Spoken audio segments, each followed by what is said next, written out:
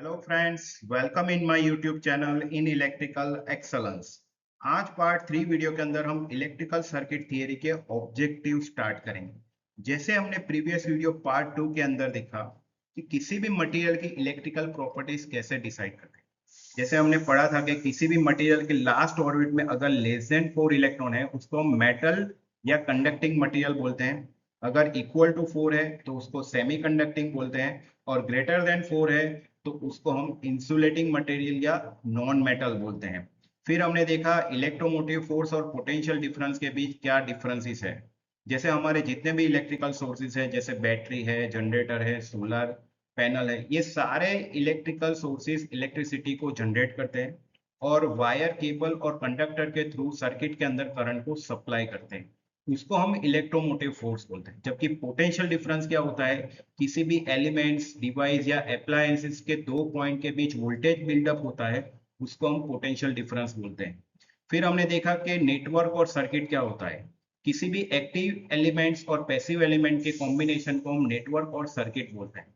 फिर हमने देखा कि पोलैरिटी क्या होता है। जैसे बैटरी के अंदर प्लस और माइनस टर्मिनल होता है, तो current always move from higher potential to lower potential. अगर बैटरी है तो करंट पॉजिटिव टर्मिनल से नेगेटिव टर्मिनल की तरफ फ्लो करेगा। अगर एसी सप्लाई है तो करंट फेस टर्मिनल से न्यूट्रल की तरफ मूव करेगा। तो ये सारे कंटेंट्स हमने पार्ट 2 वीडियो के अंदर कवर किए थे। आज के पार्ट 3 वीडियो के अंदर हम जो कंटेंट कवर करने वाले हैं, तो आज के वीडियो के कंटेंट्स है जैसे define source, load, path, control device and protective device क्या होता है। फिर एक्टिव एलिमेंट और पैसिव एलिमेंट्स क्या होता है। फिर यूनिलेटरल एंड बाइलेटरल एलिमेंट के बीच डिफरेंस क्या है, और लंप एलिमेंट और डिस्ट्रीब्यूट एलिमेंट क्या होता है। तो सबसे पहले हम बात करेंगे source, load, path, control device and protective device क्या होता है। जैसे ये कंप्लीट सर्किट है, तो सोर्स क्या होता है। सोर्स मतलब कि हमारे जितने भी इलेक्ट्रिकल सोर्सेज हैं, जैसे बैटरी है, जनरेटर है, सोलर पैनल है, ये सारे इलेक्ट्रिकल सोर्सेज इलेक्ट्रिसिटी को जनरेट करता है। जैसे example for battery, battery DC voltage generate करता है। जैसे आजकल इलेक्ट्रिक व्हीकल, ऑटोमोबाइल सेक्टर, जहाँ पे एसी सप्लाई अवेलेबल नहीं है, वहां पे हम बैटरी का ज्यादातर यूज करते हैं। और बैटरी डीसी वोल्टेज जनरेट करता है और किसी भी लोड को हम चला सकते हैं।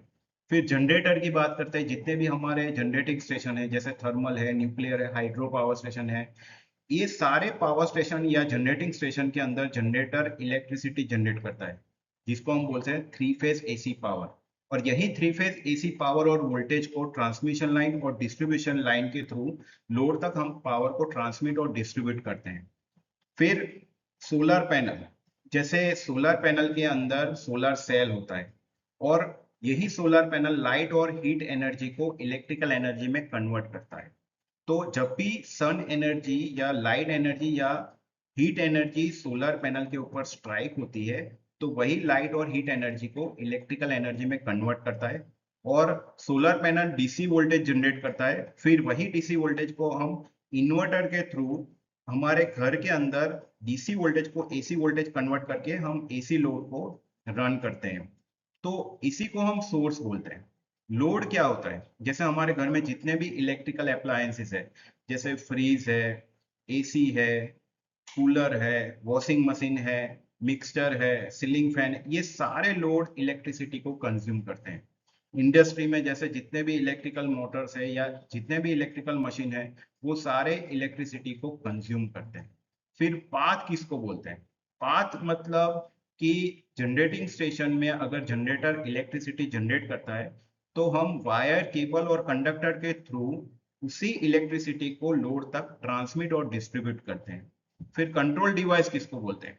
कंट्रोल डिवाइस जैसे हमारे घर में स्विच, एमसीबी यूज करते हैं, तो कंट्रोल डिवाइस का मेन यूज क्या है, वो करंट को कंट्रोल करता है।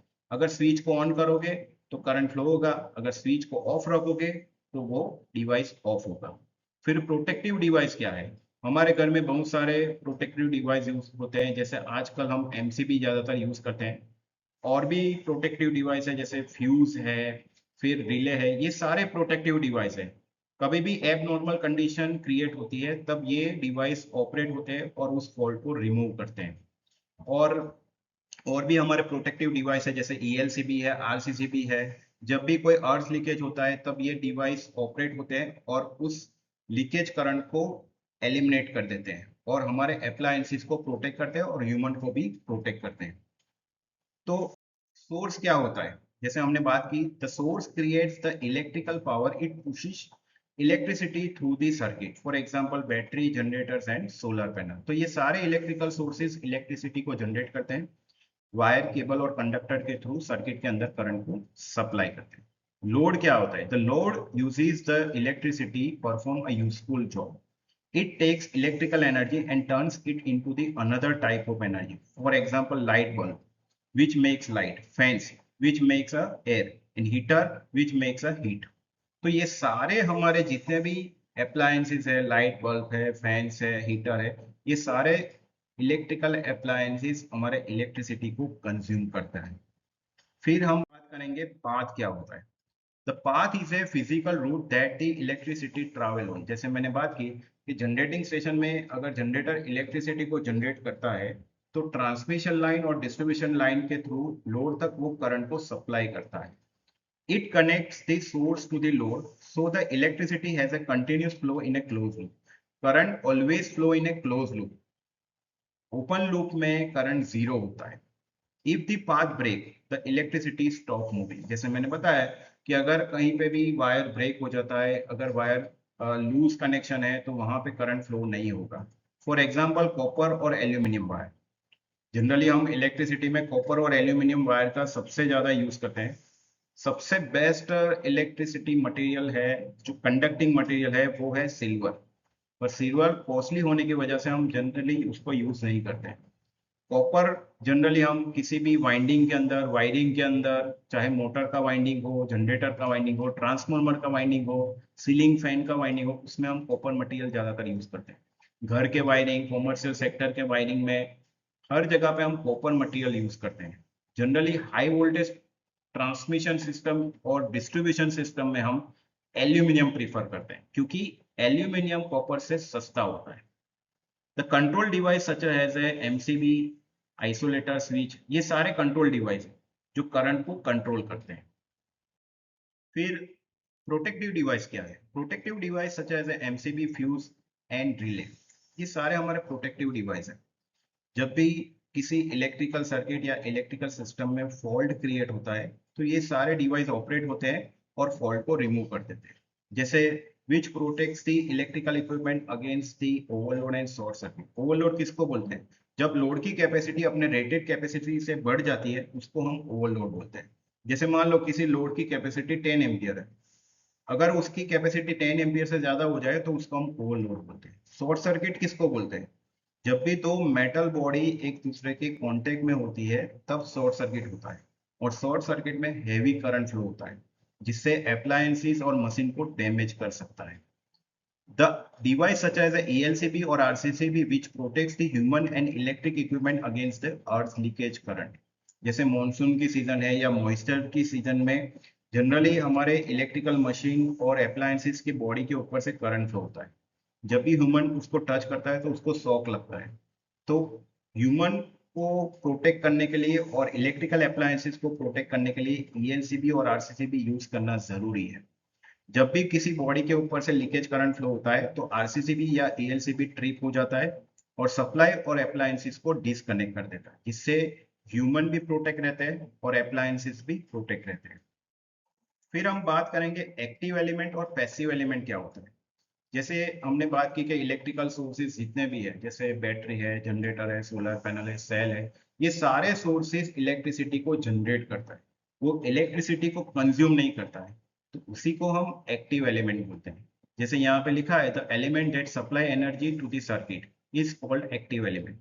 और battery, generator, solar panel electricity generate करके फिर वायर, केबल के थ्रू सर्किट के अंदर करंट को सप्लाई करते हैं। Example of active element include the voltage and current sources, generator, electronic device that requires the power supply। फिर हम बात करेंगे पैसिव एलिमेंट क्या होता है। जितने भी हमारे लोड है, जैसे हमारे घर में जितने भी अप्लायंसेस यूज होते हैं, फ्रीज है, सीलिंग फैन है, वॉशिंग मशीन है, ये सारे अप्लायंसेस एनर्जी को कंज्यूम करते हैं, ये सारे पैसिव एलिमेंट हैं। ये पैसिव एलिमेंट कभी भी इलेक्ट्रिसिटी को जनरेट नहीं करते। जितने भी हमारे रेजिस्टिव लोड है, इंडक्टिव लोड है, कैपेसिटिव लोड। रेजिस्टिव लोड कौन कौन से है, जैसे इलेक्ट्रिक आयन है, केटल है, इलेक्ट्रिक हीटर है, गीजर, ये सारे रेजिस्टिव लोड है। इंडक्टिव लोड कौन से है, जिस मशीन के अंदर या जिस अप्लायंसेस के अंदर मोटर का यूज होता है, जैसे सीलिंग फैन में, वॉशिंग मशीन में, एसी के अंदर, हर जगह पे मोटर यूज होता है, ये सारे इंडक्टिव लोड। ये सारे हमारे पैसिव एलिमेंट है।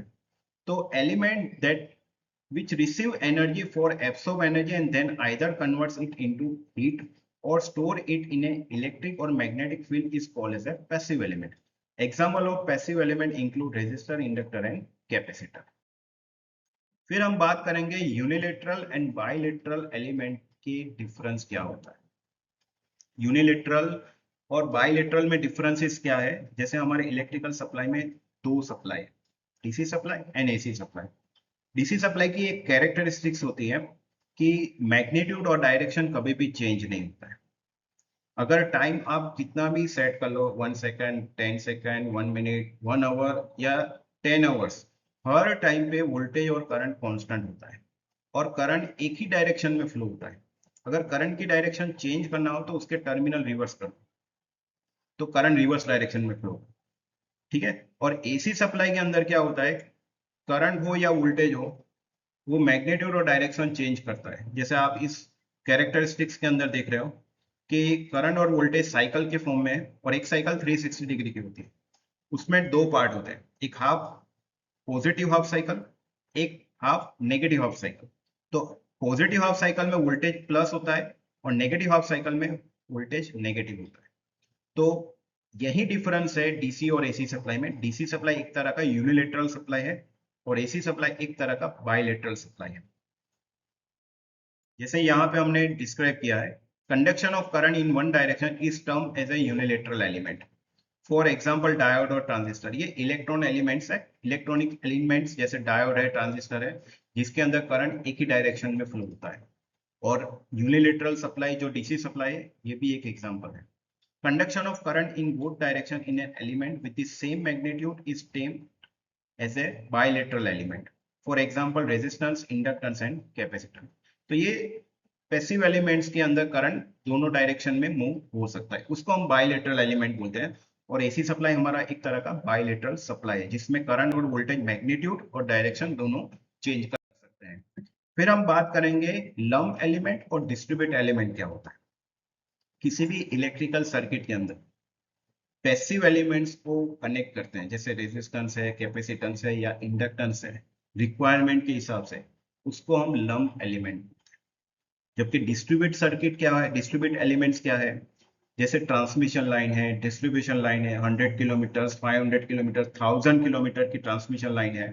तो उस ट्रांसमिशन लाइन के अंदर इंडक्टेंस, रेजिस्टेंस और कैपेसिटेंस अवेलेबल होते हैं। उस सर्किट के अंदर या ट्रांसमिशन लाइन के अंदर हम एक्सटर्नली रेजिस्टेंस, इंडक्टेंस और कैपेसिटेंस को कनेक्ट नहीं करते, तो उसी को हम डिस्ट्रीब्यूटेड सर्किट या डिस्ट्रीब्यूट एलिमेंट। जैसे यहाँ पे उसको डिफाइन किया है, lump element are those element which are very small in size and in which simultaneous action take place. Typically lump elements are capacitor, resistor and inductor. किसी भी electrical circuit के अंदर आप इंडक्टर, रेजिस्टर और capacitor externally connect करते हैं, तो उसको हम लंप एलिमेंट बोलते हैं। डिस्ट्रीब्यूट एलिमेंट क्या होता है, distribute elements are those which are not electrically separable for analytical purpose. For example transmission line, जैसे मैंने ट्रांसमिशन लाइन की बात की कि ट्रांसमिशन लाइन के अंदर ऑलरेडी रेजिस्टेंस, इंडक्टेंस और कैपेसिटेंस अवेलेबल होते हैं, उसमें हमें एक्सटर्नली कनेक्ट करने की जरूरत नहीं है। ये सारे कंटेंट्स हमने आज के वीडियो के अंदर कवर किए। तो ये जितने भी टेक्निकल कंसेप्ट है, ये टेक्निकल कंसेप्ट आपको किसी ना किसी इंटरव्यू या पर्सनल इंटरव्यू में, चाहे वो गवर्नमेंट कंपनी हो, चाहे वो प्राइवेट कंपनी हो, हर जगह पे आपको यूजफुल होगा। तो आज के वीडियो के अंदर हमने जो कंटेंट्स कवर किए उसकी हम समराइज कर लेते हैं। तो सबसे पहले हमने बात की source, load, path, control device और प्रोटेक्टिव डिवाइस क्या होता है। सोर्सेज जैसे बैटरी है, जनरेटर है, सोलर पैनल है, ये सारे इलेक्ट्रिकल सोर्सेज इलेक्ट्रिसिटी को जनरेट करते हैं और वायर, केबल और कंडक्टर के थ्रू सर्किट के अंदर करंट को सप्लाई करते हैं। लोड क्या है, जितने भी हमारे इंडस्ट्री में इलेक्ट्रिक मोटर्स और इलेक्ट्रिकल अप्लायंसेस यूज होते हैं, या हमारे डोमेस्टिक सेक्टर के अंदर जितने भी हमारे इलेक्ट्रिकल अप्लायंसेस यूज होते हैं, वो सारे अप्लायंसेस पावर को कंज्यूम करते हैं। फिर पाथ क्या होता है, जैसे जनरेटिंग स्टेशन से जनरेटर इलेक्ट्रिसिटी जनरेट करता है, तो ट्रांसमिशन लाइन और कंडक्टर या डिस्ट्रीब्यूशन लाइन के थ्रू लोड तक हम पावर को ट्रांसमिट और डिस्ट्रीब्यूट करते हैं। तो इसी वायर, केबल और कंडक्टर को हम पाथ बोलते हैं, या ट्रांसमिशन लाइन या डिस्ट्रीब्यूशन लाइन को हम पाथ बोलते हैं। फिर कंट्रोल डिवाइस की बात की, स्विच है, फिर एमसीबी है, ये सारे हमारे कंट्रोल डिवाइस है जो करंट को कंट्रोल करते हैं। जब भी स्विच ऑन करोगे तो डिवाइस ऑन होगा, जब भी स्विच ऑफ करोगे तो डिवाइस ऑफ हो जाएगा। फिर प्रोटेक्टिव डिवाइस की बात की, एमसीबी, रिले, फ्यूज, ये सारे प्रोटेक्टिव डिवाइस है। जब भी सर्किट के अंदर ओवरलोड या शॉर्ट सर्किट होता है तो ये डिवाइस ऑपरेट होते हैं और फॉल्ट को रिमूव कर देते हैं। वैसे ही ईएलसीबी और आरसीसीबी है, जब भी सर्किट के अंदर, चाहे वो अप्लायंसेस हो या मशीन हो, तो उसके अंदर जब भी लीकेज करंट फ्लो होता है तो ये डिवाइस ऑपरेट होते हैं और ह्यूमन और अप्लायंसेस को प्रोटेक्ट करते हैं। फिर हमने बात की कि एक्टिव एलिमेंट और पैसिव एलिमेंट्स क्या होता है। जो भी सोर्स इलेक्ट्रिसिटी को जनरेट करता है, जैसे battery, generator, solar panel, cell, ये सारे इलेक्ट्रिकल सोर्सेज इलेक्ट्रिसिटी को जनरेट करता है, इसको हम एक्टिव एलिमेंट बोलते हैं। पैसिव एलिमेंट किसको बोलते हैं, जो एलिमेंट्स इलेक्ट्रिसिटी को कंज्यूम करते हैं। जितने हमारे घर के अप्लायंसेस के लोड है, फिर इंडस्ट्री के जितने भी इलेक्ट्रिक मोटर है, ये सारे लोड हमारे इलेक्ट्रिसिटी को कंज्यूम करते हैं, ये इलेक्ट्रिसिटी को जनरेट नहीं करते हैं, तो इसको हम पैसिव एलिमेंट बोलते हैं। फिर यूनिलेटरल और बाइलेटरल देखा, जैसे डीसी सप्लाई के अंदर वोल्टेज और करंट एक ही डायरेक्शन में मूव होता है और उसका मैग्नीट्यूड भी कांस्टेंट रहता है, तो ये एक तरह का यूनिलेटरल सप्लाई है। और यूनिलेटरल के एलिमेंट के जैसे डायोड है, ट्रांजिस्टर, ये सारे यूनिलेटरल एलिमेंट के एग्जांपल्स हैं। बाइलेटरल किसको बोलते हैं, जैसे एसी सप्लाई, जिसमें वोल्टेज और करंट अपना मैग्नीट्यूड और डायरेक्शन दोनों चेंज कर सकते, तो वो बाइलेटरल सप्लाई हुआ। बाइलेटरल एलिमेंट कौन से हैं, जैसे रेजिस्टर है, इंडक्टर है और कैपेसिटर। फिर हमने बात की लंप एलिमेंट और डिस्ट्रीब्यूटेड एलिमेंट। तो किसी भी इलेक्ट्रिकल सर्किट के अंदर अगर एक्सटर्नली रेजिस्टेंस, इंडक्टर और कैपेसिटर को कनेक्ट करते हैं तो उसको हम लंप एलिमेंट। और डिस्ट्रीब्यूट सर्किट और डिस्ट्रीब्यूट एलिमेंट किसको बोलते हैं, जैसे ट्रांसमिशन लाइन है, डिस्ट्रीब्यूशन लाइन है, तो उसके अंदर ऑलरेडी रेजिस्टेंस, इंडक्टेंस और कैपेसिटेंस अवेलेबल होता है, तो इसको हम डिस्ट्रीब्यूटेड सर्किट या एलिमेंट बोलते हैं। तो ये सारे कंटेंट्स हमने आज के वीडियो के अंदर कवर किए। तो अगर मेरे वीडियो आपको अच्छा लगे तो मेरी चैनल को सब्सक्राइब कीजिए, मेरे वीडियो को स्किप ना करें, क्योंकि ऐसे ही अच्छे अच्छे टेक्निकल कंसेप्ट आपको हर वीडियो के अंदर देखने को मिलेगा। तो मेरे वीडियो को लाइक और शेयर कीजिए। Thank you.